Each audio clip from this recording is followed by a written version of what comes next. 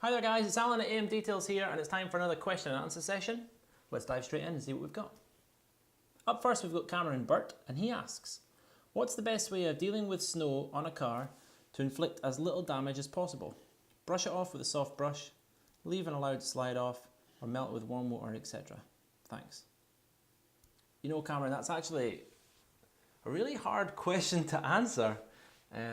Personally, for me, I like to let the car warm up.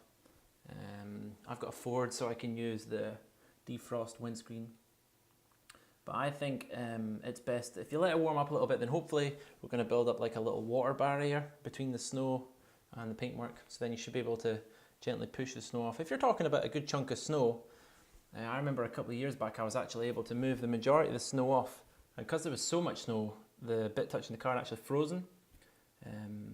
I suppose the question is more, what wouldn't I use? I wouldn't be taking any scrapers directly to the paintwork to scrape the snow off, even on your windows. You can do a lot of damage on your windows, so just let the car warm up.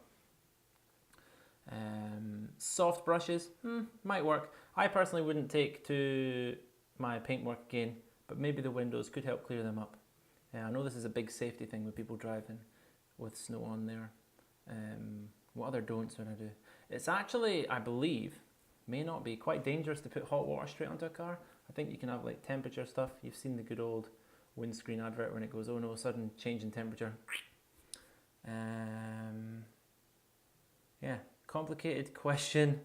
I would just try your best as you can to get as much snow off without actually touching the paintwork to do it the safest way possibly.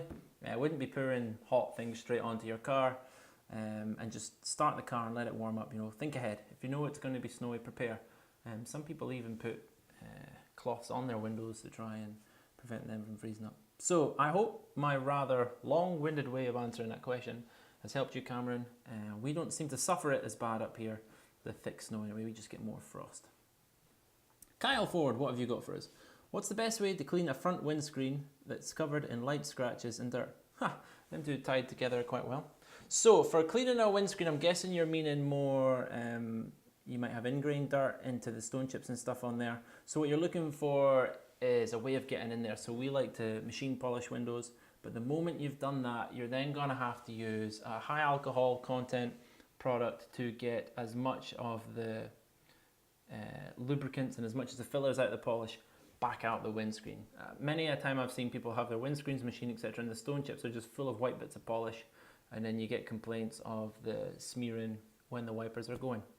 If you're on about removing defects from the glass, I have had a go previously with cutting compounds and a cutting pad, even up to a wool pad, but the best product we find for helping is something cerium oxide best, so we actually like to use Carpo's Ceriglass.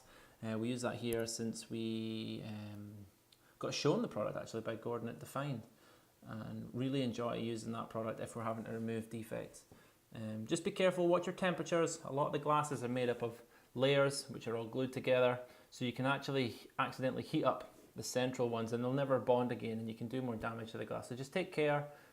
Cerium oxide, a little bit of water if needed, but I find that Ceriglass is quite watery so it doesn't dry out very fast anyway. Nice slow speed working area. By hand, I really honestly don't think you're going to be able to do much by hand, but give it a go and see how you get on.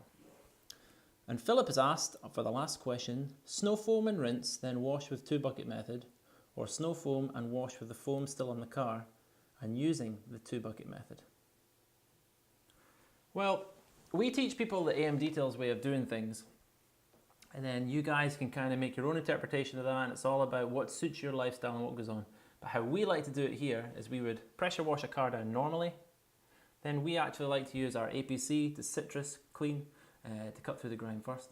Then we put our snow foam on, which if you check out the YouTube video I'll put in the description, you get to see how we use snow foam.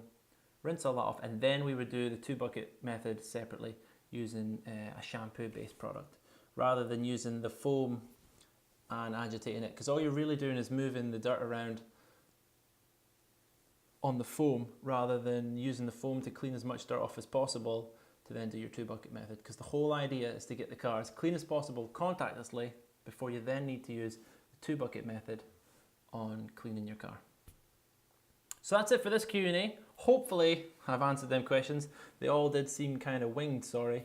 No real direct answer, no do and don'ts, but that's the joys of detailing. We look forward to hearing some more of your questions, so please put them in the comments below. If you like the video, give it a like and check us out on all the social medias. Thank you. Hi there guys, so I hope you really enjoyed that video. If you did, please like it below. If you've got any questions on it, fire us a comment. And if you want to see more, then subscribe. You can also find us at www.amdetails.co.uk, and we're on all the social medias. You just got to search for AMDetails.